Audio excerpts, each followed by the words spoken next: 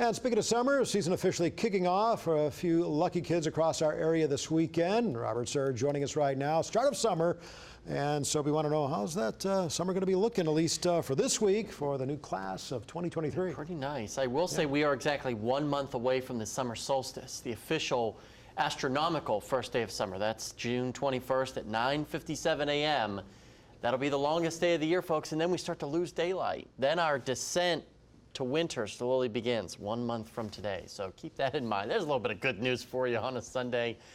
Let's take a look at what we can expect this week, and basically a very tranquil and quiet week. Okay, we're going to see temperatures right around where they should be for this time of the year. We call seasonal averages. We are also going to see very little in the way of rainfall, and as we get toward the end of the weekend into next weekend, temperatures will start to warm up slightly above average. And you can see here next 5 days, Northwest Arkansas temperatures pretty set, upper 70s to maybe a day or so in there where we reach 80 degrees. Overnight lows really not too bad as well, mid to upper 50s for the most part. Meanwhile, in the River Valley, about the same thing. Daytime highs, lower 80s or so, and then our overnight lows not too bad, upper 50s and lower 60s as we go through the next 5 days. Right now, things are nice and quiet out in Fort Smith. Those mostly cloudy skies taking over for the most part in some parts of our area. Meanwhile, Springdale, things are all nice and green from all the recent rains that we had. Gorgeous afternoon in Springdale, and at Table Rock Lake you can see some boaters there taking advantage of the gorgeous tranquil weather out there. Not a lot of wave action as well because winds are so light because we're under the influence of high pressure. Temperatures right now lower to mid 70s across Northwest Arkansas. You take a look for your neighborhood there as we slide you into the River Valley. About the same thing. Really not too bad on this Sunday evening.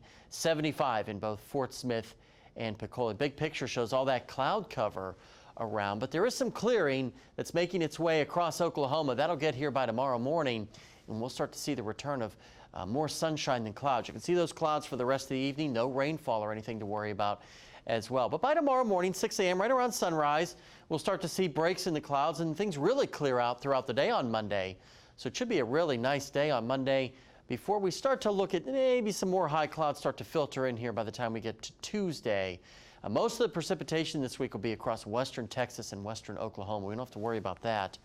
50s tonight, 70s, and maybe some 80s for an hour or two in the River Valley come Monday. The extended forecast really doesn't look too bad, besides Wednesday and Thursday, where there is the very slight chance for a afternoon or evening shower, maybe a weak thunderstorm. We're not expecting severe weather this week. Again, for most of the kiddos, this is the last week of school, which seems like it takes a month to get through that last week of school, but Friday will be here before you know it, kids, I promise. Wednesday and Thursday in the River Valley, same thing, watching for the outside chance for a shower or storm. Unfortunately, the season is over for the Razorback softball team. Meredith Malky will have the difficult details after the break.